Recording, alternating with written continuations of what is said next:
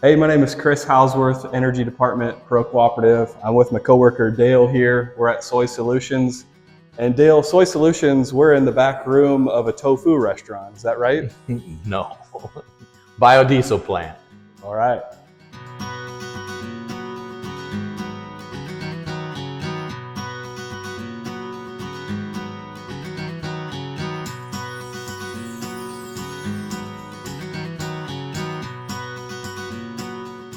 So Dale, I made the joke about tofu, the connection. Soy Solutions is a name for this facility. Talk about that connection between biodiesel and the name Soy Solutions. How are those two things connected? The reason we use Soy Solutions is because we use only soybean oil-based biodiesel because of the properties it has compared to like animal fat biodiesel. Sure.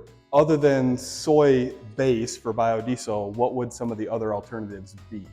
You can use any type of oil, corn oil, restaurant grease, choice white grease. Anything that has a long chain fatty acid can actually be made into biodiesel. Gotcha. And the reason Pro only deals with soy-based biodiesel? It's because of the properties as far as being wintertime.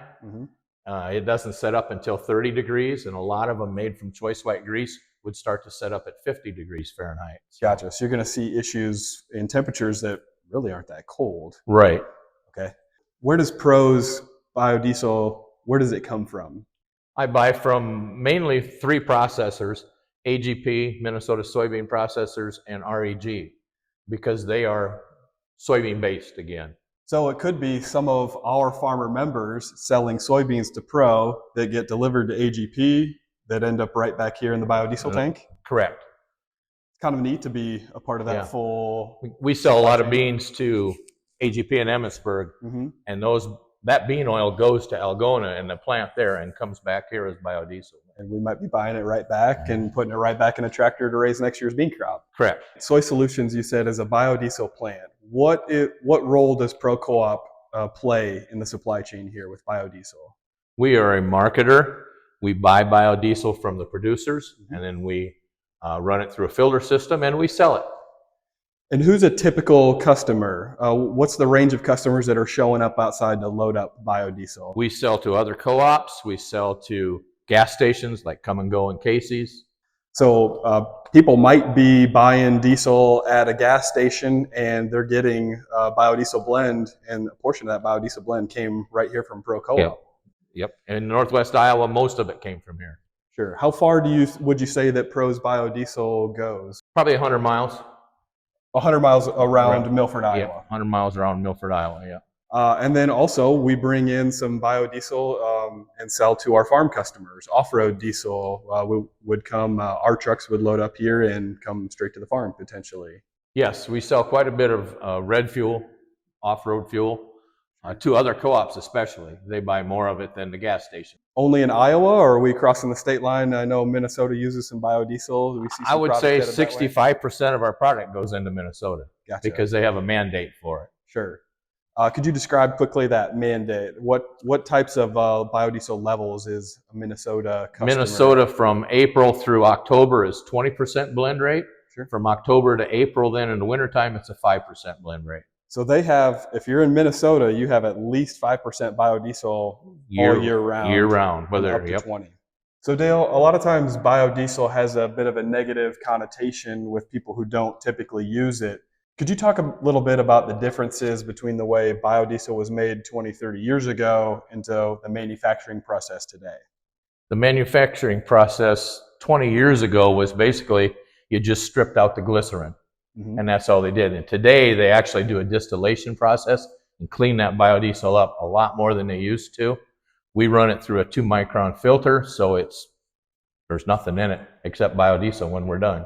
Sure. So some of the problems that might have occurred with the biodiesel blend are eliminated now based on the way we handle it and the way it's manufactured. Yeah. 25 years ago, there at times could have been sugars left in the biodiesel, and with the distillation process, there is no sugar left anymore. So has there been any changes in that same time frame? Is diesel the same as it was, or is normal petroleum-based diesel, has that evolved? Regular diesel's changed quite a bit. At one time, we used to have 500 parts per million of sulfur. Then they went to 50, and today's diesel only has 15 parts per million sulfur. Sure. And removing the sulfur is good for air quality. It reduces particulate pollution out the tailpipe. But did we lose any benefits of sulfur? Sulfur was the product that actually gave the lubricity to the diesel so that it wouldn't score the engine parts, and it also kept bacteria from growing. So with the lubricity down, now that the sulfur is gone, lubricity we know helps wear and tear on those engine parts on the inside, helps injectors, fuel pumps, all those components inside your engine. What are we hoping to gain with biodiesel? Biodiesel gives us all those things back. It cleans the injectors, it cleans the motors. When they run biodiesel through an engine and they tear it apart, it's nice and shiny inside. So Dale, I'm interested in biodiesel. You've piqued my curiosity. I'd like to clean my engine. I'd like that added lubricity in my fuel. I've got a farm barrel at home. I've had diesel in it for 15 years. Is it okay if I just jump right to B20, or how do I onboard in getting a bio blend? I would recommend that you start with like a B5, because biodiesel, because of its cleaning properties, it's going to clean all the dirt and grime out of your tank. So I'd put B5 in, I'd put a new filter on my tank, because it's going to catch all that stuff. Sure. And then after you've run the first tank full or 2 tankfuls of B5, then you can go all the way to B20. So yeah, that first load, unless we have that tank professionally cleaned, there might be a little diesel sludge in the bottom. There might be some corrosion or rust. That biodiesel is gonna, like you said, it's gonna clean. It's gonna free up some of those particles. Where else can that go but up into the fuel and get caught by the filter? So you're saying it's not the biodiesel that plugs the filter on its own, but the biodiesel is cleaning the tank, and then we may see some filter issues that way. Yes, it's cleaning the paraffin and the varnish that is in the normal diesel out of that tank that's collected, and any water, it's going to pull that out too. And of course, you don't want that in your engine. You got to catch it in the filter. You might as well catch it at the tank level rather than in the vehicle, because it's so much easier to change that filter. Sure. A couple minutes to swap out a filter on a barrel, a lot easier than swapping a filter in the engine or in that tractor or truck. Dale, thanks for teaching us about biodiesel today. Thanks for the tour of the plant. And for our viewers, agronomy season in full swing. A rain day today on the day we're recording this. Give everybody a little breather, but a few updates around the co-op. We've got the Havelock location loaded out their 3rd train with the new and improved load-out facilities. The Grettinger bin project, we're about to go vertical with the bin there, so should be seeing some progress there, changing the skyline a little bit. And the Terrell Agronomy Center is actively pumping chemicals in 32. So it's good to see that facility in action now that we're firing up for agronomy. So if there's anything we can do from a sales perspective, any value we can provide to your farm, please don't hesitate to reach out to you. And we'd love to be reaching out to you too, to find all the ways that we can help you out.